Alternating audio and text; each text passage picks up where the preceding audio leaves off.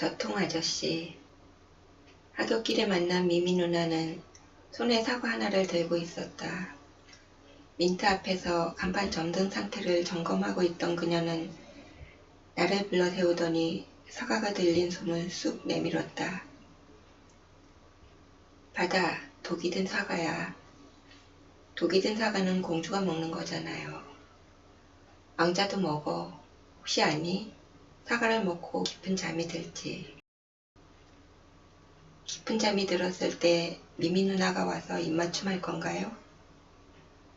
너 나를 좋아하는구나. 그렇지. 들켰다. 날 좋아하지 마. 다쳐. 그녀는 농담처럼 다시 말하며 내 가슴에 손을 얹었다가 뗐다. 나는 속마음을 들킨 부끄러움에 약간 얼굴을 붉히며 그녀에게 쌩긋 웃어주었다. 그녀도 나처럼 웃었다. 그 웃는 얼굴은 마치 나비의 날갯짓이 간지러운 들국화의 그것처럼 순박하게 보였다. 그 순박한 웃음을 지켜주고 싶다. 아빠도 나와 같은 생각이었다. 그래서 아빠는 결국 미미 누나의 화해를 받아들였다. 지난 잘못을 용서했다기보다는 그녀를 지키기 위함이었다. 나는 아빠와 그녀가 친해지는 것을 당분간 방해하지 않기로 했다. 아빠가 아니고서는 껄떡새 세탁소 아저씨를 제어할 만한 사람이 없었기 때문이다. 아빠 친구인 세탁소 아저씨는 요즘 부쩍 미미 누나에게 집적거렸다. 그 사실을 알게 된 아빠는 못 이기는 척 미미 누나의 사과를 받아들였다. 다시 예전처럼 다정스럽게 그녀를 대했다. 못 먹는 감이라고 내버려 두었다가는 까마귀가 물어갈 것 같으니까 황급히 단속에 나섰다. 비록 미미 누나가 아빠의 마음을 몰라준다지만 남의 여자가 될 때 되더라도 아낄 수 있는 것은 아껴보아야 했다. 그녀가 아빠의 여자가 될 가능성은 희박하더라도 바람둥이 세탁소 아저씨가 넘보도록 할 수는 없었다. 세탁소 아저씨는 무잡하게 아무 여자하고나 놀았다. 온갖 성병을 품고 산다는 소문도 있다. 만에 하나 미미 누나와 잘 돼서 같이 자게 될지도 모를 아빠로서는 당연히 기겁할 노릇이었다. 그녀가 그런 남자와 잘 여자는 아니겠지만 어쩌다 술에 취해 실수로라도 자게 된다면 썩을 대로 썩은 그가 그녀의 몸을 오염시킬 것은 불보듯 뻔했다. 미미 누나는 화해 기념으로 아빠에게 삼계탕을 사주었다. 나란히 차를 타고 나가서 유원지 음식점에 앉아 거나하게 삼계탕으로 배를 채웠다. 저수지 옆 아늑한 카페에서 칵테일을 마셨다. 야외 영화관에서 로맨틱한 영화를 한 편 감상했다. 나는 그것을 알면서도 질투하지 않았다. 아빠가 미미 누나를 정복하기 위해 그러는 것이 아니라 지키기 위해 그러는 것임을 아는 까닭이다. 아빠는 다시 민트에 드나들었다. 미미 누나와 함께 있는 시간도 늘어났다. 아빠가 민트에 있는 동안 세탁소 아저씨는 암캐들로부터 따돌림받은 어린 수캐처럼 오줌을 찔끔거리는 모양새를 하고 민트를 기웃거렸다. 그러다가 아빠가 민트에서 나오면 불이 나게 문을 열어젖히고 안으로 들어갔다. 미미 누나와 농담 따먹기를 안주 삼아 술을 마셨다. 말캉말캉하게 잘 익은 홍시는 달콤해서 좋고 푸릇푸릇한 생감은 떨떠름해서 일품이고 소금에 절인 감은 짭짤한 게 그 맛이 끝내준다는군요. 미미씨는 색은 들었지만 아직 여물지는 않고 나무에서 떨어진 감 같은데 나는 아직 그런 감을 맛보지 못했어요. 내게 그 맛 좀 보여주지 않을래요? 나는 감이 아니라 복숭아예요. 까실까실한 잔털로 온몸을 감싸고 있지요. 만졌다가는 몸이 따가울지도 몰라요. 하, 세탁하면 되지 뭐가 걱정이에요? 뽀송뽀송하게 씻어서 껍질 살짝 벗기고 그 속살에 혀끝만 댈 수 있어도 소원이 없겠어요. 그만하세요. 자꾸 그러시면 아주머니를 부를 거예요. 원참, 비싸기는. 내가 대가를 치르지 않을까 봐서 그래요? 계속 짓궂게 구시면 혼자 사는 여자라고 업신여기는 것으로 생각하겠어요. 아빠도 알고 있었다. 아빠가 자리를 비우면 세탁소 아저씨가 즉시 달려 들어가서 미미 누나에게 추파를 던진다는 사실을. 그것을 알면서도 일부러 그가 드나들 시간을 주었다. 미미 누나의 매상을 방해할 필요까지는 없다는 판단이었다. 아빠는 잠시 자리를 비우는 척하고 나왔다. 그러나 세탁소 아저씨가 맥주 2병도 채 비우지 못했을 때 슬쩍 들어가서 자리 하나를 차지하고 앉았다. 너는 또 세탁소 비우고 와서 술 처먹냐? 네 마누라는 또 무슨 핑계를 대고 어딜 보내고서 벌겋 대낮에 여기 와 앉았냐? 아빠의 핀잔을 들은 세탁소 아저씨는 멋쩍으면서도 안타까운 눈빛으로 미미 누나를 쳐다보았다. 그리고 아빠에게 여기 와서 같이 한잔하자는 마음에도 없는 말을 건넸다. 싫다. 내가 왜 내 술을 얻어먹냐? 아빠는 이런저에 거절하고는 할 말이 있는 척 미미 누나를 불렀다. 세탁소 아저씨 옆에 앉았던 그녀는 얼른 몸을 일으켜 아빠 옆으로 자리를 옮겼다. 꿀물을 빼앗긴 세탁소 아저씨는 떨떠름한 표정으로 아빠를 훑어보았다. 먹던 술과 안주가 남았음에도 마지못해 계산을 하고 세탁소로 돌아갔다. 아빠가 똘마니를 대하듯 함부로 막 대해도 세탁소 아저씨는 감히 대항하지 못했다. 아빠가 그의 약점을 잡고 있었기 때문이다. 그가 쌀집 아주머니와 1층 뒷뜰 구석에 있는 화장실에서 번갯불에 콩을 구워 먹다가 아빠에게 들켰다. 세탁소는 아래층 민트 옆에 붙어 있었다. 세탁소 아저씨네 식구는 세탁소 안쪽에 딸린 살림방에서 살림까지 했다. 주로 세탁소는 그의 아내가 살림방을 들라대며 지키고 일감 맡아오고 배달하는 것은 아저씨가 했다. 그러니까 세탁소 아주머니가 세탁소를 지키고 있는데도 그는 쌀집 아주머니와 가게 바로 뒤 살림집 마당 바깥쪽에 동떨어져 세워진 화장실에서 번갯불을 만들어 콩까지 구워 먹었다.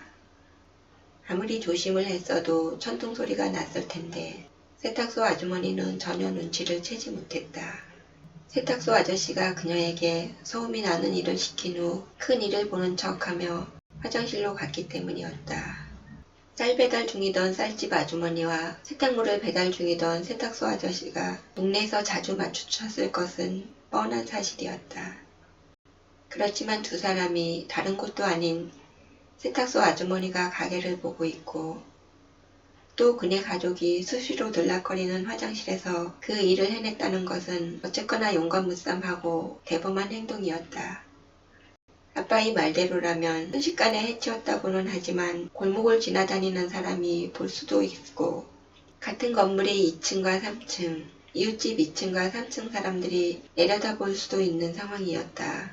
그런데도 과감히 남녀가 한 변소에 들어가 플러스와 마이너스를 직렬로 연결하여 스파크를 얻었다. 비록 재수가 없어도 너무 없어서 하필이면 아빠가 2층에서 내려다보고 있는 것도 모르고 미친듯이 전동기를 돌렸지만 그렇게 얻어진 번갯불에 구워진 콩의 고소한 맛은 영원히 잊을 수 없는 추억이 되지 않았나 싶다. 번갯불에 구운 콩을 다 먹은 두 사람은 옷으로 땀을 훔쳤다. 가쁜 숨을 몰아쉬며 상기된 표정으로 화장실을 나왔다. 그리고 아무 짓도 안 한 것처럼 시침을 떼고 헤어졌다. 아빠가 그 호재류를 놓칠 리 없었다. 아빠는 세탁소 아저씨에게 넌지시 그 광경을 목격하였음을 암시했다. 그 다음부터 세탁소 아저씨는 스스로 아빠의 종이 되어 몸을 낮췄다. 아빠가 그만큼 두려워서가 아니었다. 쌀집 아저씨가 두려웠기 때문이다. 술주정꾼 쌀집 아저씨는 1년 내내 술에 절어서 살았다.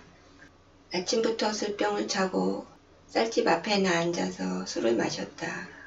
그가 보이지 않을 때는 가게 안쪽의 살림방에서 잠을 잔다고 보면 틀림없었다. 잠을 자지 않을 때에는 벌겋게 술 오른 눈을 치켜뜨고 알아들을 수 없는 말을 주절거리곤 했다. 한 번은 지나가는 처녀에게 누구라도 알아들을 수 있는 큰 소리로 음담패설을 했다가 파출소에 끌려가기도 했다. 하지만 대부분은 혼자 술을 마시고 혼자 주절주절 아무도 알아들을 수 없는 말을 시부렁거리다가 방에 들어가서 콕 꼬꾸라졌다. 때문에 장사는 쌀집 아주머니 혼자서 다 했다. 쌀려는 힘이 장사였다. 당찬 여자로 소문이 났다. 오토바이를 타고 쌀 배달을 다녔는데 쌀 부대 40kg 정도는 기압도 지르지 않고 가뿐히 들어올렸다. 그녀는 술주정꾼 남편을 버리지 않고 혼자 장사해서 고등학교 다니는 아들과 중학교 다니는 딸을 키우고 있었다. 그렇기에 동네 사람들은 장한 그녀를 동정했다. 그래서 할인마트를 가까이 두고도 될 수 있으면 비싼 그녀네 쌀을 샀다. 주변 식당들도 마찬가지였다. 사정이 이러하기에 세탁소 아저씨도 동정심 차원에서 그녀의 남편이 사용하지 않고 방치하여 녹이 슬어버린 옥문에 기름칠을 해주었다고 말했다면 아빠도 꼼짝없이 당했을 것이다. 세탁소 아저씨가 그것을 잘 알면서도 그런 변명조차 하지 못한 것은 쌀남의 술 주정이 장난 아니기 때문이다. 1년 전쯤의 일이었다. 술주정꾼의 무능력자 남편을 둔 쌀집 아주머니를 동정한 이웃 해장국집 아저씨가 그녀에게 쌀을 주문했다. 그녀가 쌀을 배달가자 해장국집 아저씨는 그녀를 위로한답시고 술국을 안주로 술 한잔 권했다. 해장국집 아주머니는 필요한 내장을 사러 갔고 아저씨만 장사 준비를 하고 있었기에 자리는 오붓하고도 감미로웠다. 여자 몸으로 가장 노릇하기가 얼마나 버겁겠소. 참 대견도 하지. 해장국집 아저씨가 술을 따르며 위로의 말을 했다. 모처럼 마음을 알아주는 남자를 만난 그녀는 콧물을 훌쩍거리며 신세를 한탄했다. 왜 아니겠어요. 아무리 나무 토막 같아도 여자는 여잔데 남자가 남자 구실을 못하고 저렇게 페인처럼 술만 마시고 있으니 내가 사람하고 사는 건지 술 취한 진짜 고래하고 사는 건지. 그렇게 주거니 받거니 하다 보니 술이 정도를 넘었다. 손님도 없었으므로 술에 취한 쌀집 아주머니가 벅찬 슬픔에 해장국집 아저씨 가슴에 얼굴을 묻었지만 아무도 흉을 보지 않았다. 물론 해장국집 아저씨는 정말 순수한 마음에서 쌀집 아주머니를 위로하고자 했다. 그러나 여자가 품에 안겨오자 음침한 생각이 슬며시 고개를 들었다. 그는 침을 꿀꺽 삼키고는 다독여주는 척 그녀의 옆구리를 팔로 감싸 안았다. 쌀집 아주머니는 해장국집 아저씨의 손을 뿌리치지 않았다. 처연히 눈물을 흘리며 신세한탄을 계속했다. 더욱 용기가 난 해장국집 아저씨는 과감히 손을 위로 올려서 그녀의 젖가슴에 얹었다. 그런데도 그녀는 그의 손을 뿌리치지 않았다. 오히려 그녀도 그 은근한 애무를 즐기는 듯 했다. 이때 아침 술에 취했던 쌀집 아저씨는 주문 전화벨 소리에 잠이 깨고 말았다. 그러나 몸을 일으키기는커녕 눈도 뜨지 않고 고래고래 소리치며 마누라를 찾았다. 마누라가 대답 없자 그는 하는 수 없이 힘겹게 눈을 뜨고 꾸물꾸물 자리에서 일어나 전화를 받았다. 그는 주문 들어온 내용을 메모해놓고 다시 잠이 들었다. 그러나 얼마 후에 또다시 잠에서 깨고 말았다. 독촉 전화였다. 쌀집 아저씨는 그제야 마누라가 오랫동안 행방불명 상태인 것을 알았다. 그는 배달을 나가서 한참의 시간이 지나도록 돌아오지 않고 있는 마누라를 찾기 위해 메모장을 뒤졌다. 쌀집 아주머니는 전화를 받으면 그 내용을 꼼꼼히 적었다가 배달을 나가기 때문이다. 그 메모에는 해장국집에서 주문이 들어왔던 것으로 돼 있었다. 쌀집 아저씨는 후들거리는 다리로 마누라를 찾아 나섰다. 그래서 겨우 50m 떨어진 이웃 해장국집에서 그 집 아저씨 품에 안긴 마누라를 보고 말았다. 해장국집 아저씨의 손이 그녀의 젖가슴을 더듬고 있는 것도 창 너머로 똑똑히 보았다. 오장 육부가 뒤틀릴 일이었지만 그는 아무렇지 않은 듯 태연스러운 모습으로 문을 열고 해장국집으로 들어섰다. 거 술이 남았네. 나도 한 잔 주쇼. 깜짝 놀란 쌀집 아주머니는 화들짝 몸을 일으켰다. 해장국집 아저씨도 얼른 그녀를 안았던 팔을 풀며 낯을 붉혔다. 두 남녀가 여차하면 달아날 태세로 자리에서 일어나자 쌀집 아저씨는 부드럽게 웃으며 두 손으로 둘 다 앉으라는 신용을 했다. 아무것도 보지 않은 사람보다 더 태연자약하게 두 사람 앞 빈자리에 앉아 직접 술을 따라서 마셨다.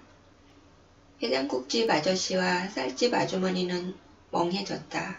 혹시 못 본 것 아니겠냐는 눈빛을 서로 교환했다. 조금 안심하며 그에게 술을 더 따라서 권했다. 쌀집 아저씨는 그들이 권하는 술을 넙죽넙죽 받아 마시면서 아무 말도 않았다. 때마침 시장을 보러 갔던 해장국집 아주머니가 가게에 들어섰다. 그녀는 벌어진 술판을 보고서 쌀집 부부가 술을 마시러 온 모양이라고 생각했다. 웬일이야? 우리 집 매상을 다 올려주고. 해장국집 아주머니는 쌀집 부부에게 농담조의 인사를 건넸다. 그때까지도 쌀집 아저씨는 아무 말 없이 술만 들이키고 있었다. 해장국집 아주머니가 장봐온 것들을 주방에 가져다 놓고 다시 홀로 나왔다. 그제야 쌀집 아저씨가 입을 열었다. 아주머니, 여기 좀 와서 앉으쇼. 혀 꼬부라진 쌀집 아저씨의 말에 해장국집 아주머니는 희죽 웃었다. 지금은 안 돼. 술 취하면 음식간을 볼 수가 없단 말이야.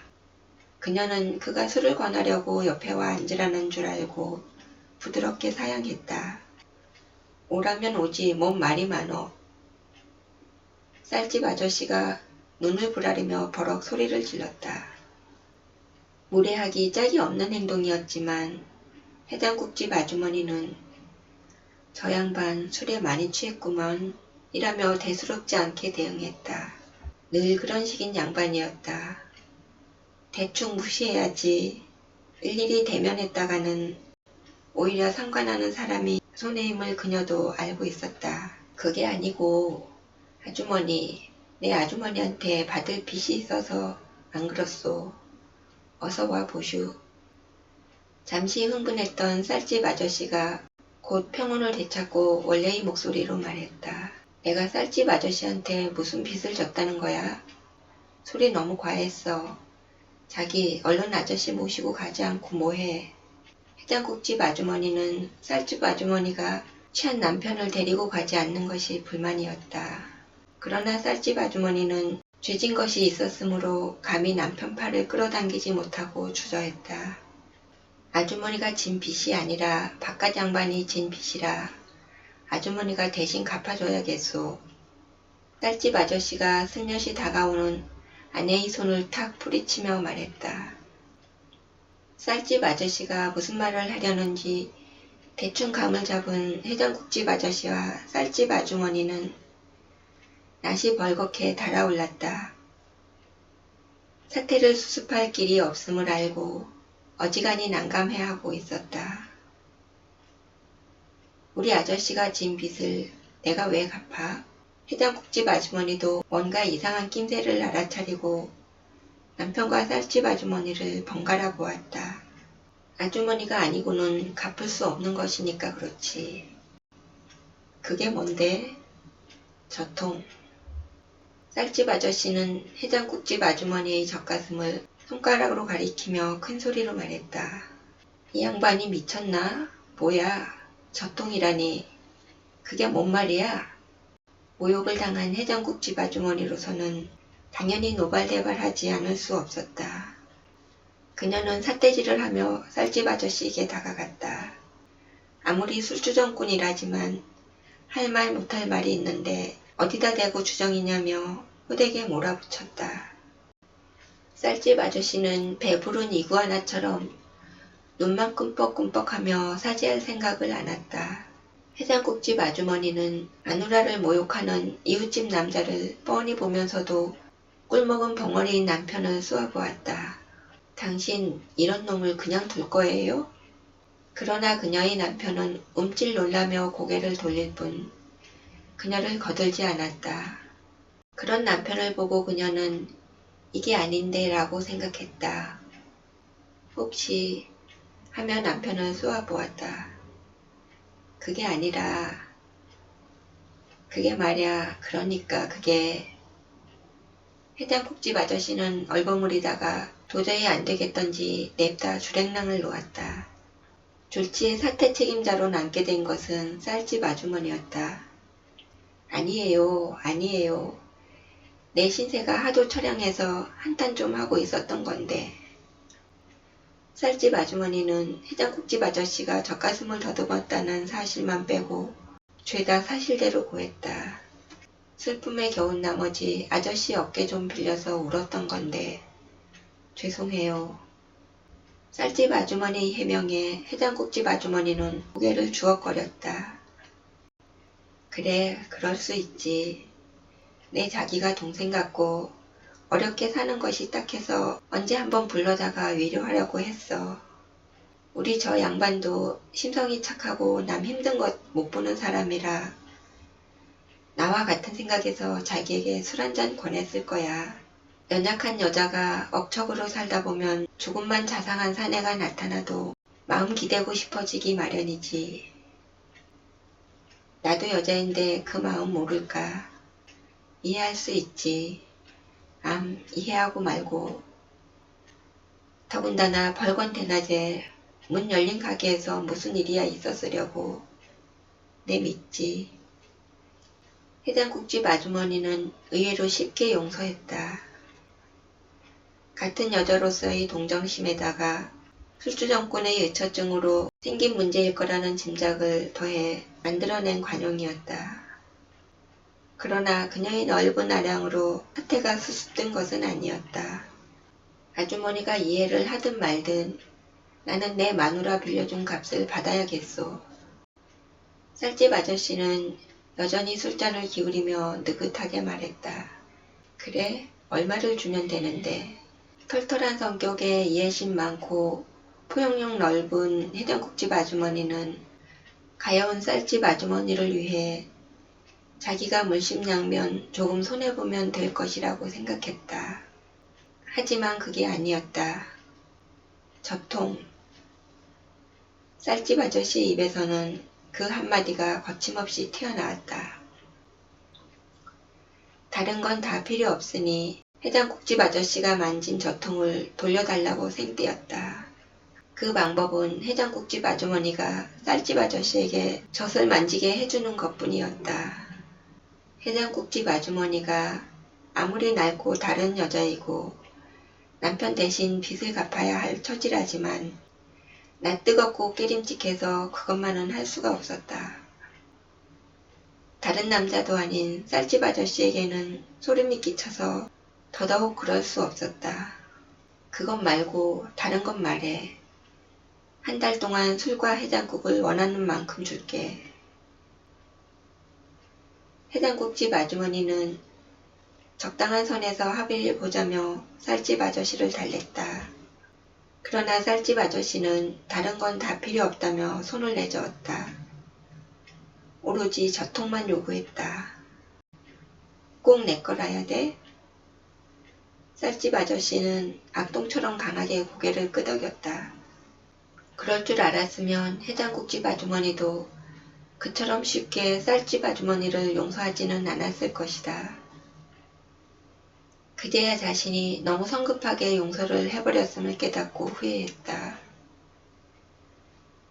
그녀는 남편이 진 죄가 있었으므로 뭐라 하지도 못하고 그것만은 안 된다고 거절했다. 자기가 왜 살 짓을 했으니까 자기가 어떻게 해봐. 해장국집 아주머니는 쌀집 아주머니에게 공을 넘겼다. 내가 잘못했어요. 일단 집에 가서 얘기해요. 쌀집 아주머니가 애원하며 팔을 잡아 끌었지만 그는 요지부동이었다. 딱 버티고 앉아서 저통만 부르짖었다. 그때부터 쌀집 아저씨 별명이 저통이 됐다. 저통 아저씨는 그날 결국 술에 취해 제풀에 골아떨어졌다. 쌀집 아주머니 등에 업혀서 집으로 돌아갔다. 그러나 술이 깨자마자 그는 다시 해장국집으로 달려갔다. 아예 가게 출입문 앞에 버티고 앉아서 저통, 저통, 저통만 줄기차게 외쳤다. 그렇게 되자 해장국집 아저씨는 가게로 나오지 못했고 손님도 가게 앞에서 발길을 돌렸다. 그 장사 잘 되던 해장국집이 파리만 날리게 됐다.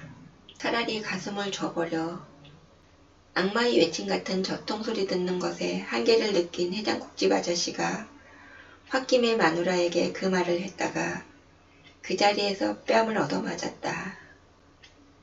당연히 때린 손의 주인은 해장국집 아주머니였다. 자기가 다른 여자를 만졌으니 아내도 다른 남자에게 몸을 내어주라는 남자에게서 정을 바랄까 사랑을 바랄까 이런 작자를 남편이라고 믿고 살았으니 어지간히 실망한 해장국집 아주머니는 기가 찬 표정으로 혀를 쯧쯧 찼다. 그리고는 가게 문을 닫아버렸다. 결국 해장국집을 다른 사람이 인수하고서야 저통사건이 종료되었다. 세탁소 아저씨는 그것을 두려워하고 있었다. 저통 아저씨 귀에 쌀집 아주머니와 붙어먹은 사실이 들어가는 날이면 세탁소는 끝장이었다. 저통 아저씨는 세탁소 앞에 죽치고 앉아 술을 마시며 세탁소 아주머니 몸을 내놓으라고 떼를 써서 새로운 별명을 얻으려 할 것이다. 그러면 동네 창피해서 못 살 뿐만 아니라 장사도 접을 수밖에 없었다. 그 점이 성병보다 두려웠던 세탁소 아저씨는 목격자인 아빠 앞에만 서면 풀이 죽었다. 도둑이 훔치려만 든다면 아무리 좋은 자물쇠가 있어도 막을 수 없다. 아빠는 누구보다 그 사실을 잘 알고 있었다. 아빠는 언제 어느 때 침범하여 쌀자루에 구멍을 낼지 모를 쥐새끼 같은 존재 세탁소 아저씨를 불러 엄중 경고했다. 미미씨는 너 같은 놈 닦아주는 걸레가 아냐. 걸레를 누가 세탁소에 맡기나. 걸레가 아니니까 세탁 전문인 내가 때 좀 빼보려는 거지. 내가 빨면 수건도 걸레가 되지. 그게 빨아지겠냐? 그래도 이 동네 사람들은 다 나한테 빨래를 맡기는걸. 세탁소 주인이면 옷이나 빨아 임마. 몸까지 빨 수 있다면 너희 그 구역질 나는 몸이나 빨고. 아무튼 미미씨 건드리기만 하면 네 마누라를 저통한테 넘겨버릴 거야. 아빠의 그 비상약은 제대로 효과를 발휘했다. 세탁소 아저씨는 아빠가 미미 누나를 마음에 두고 있기에 그러는 것임을 뒤늦게 깨달았다. 그렇다면 순순히 자신이 손을 떼야 할 일이었다. 겁먹은 세탁소 아저씨는 다시 민트에 드나들지 않았다. 뿐만 아니라 미미 누나를 대하는 눈길도 달라졌다. 감히 해프게 웃거나 추파를 던지지 않았고 농담조차도 건네지 않았다.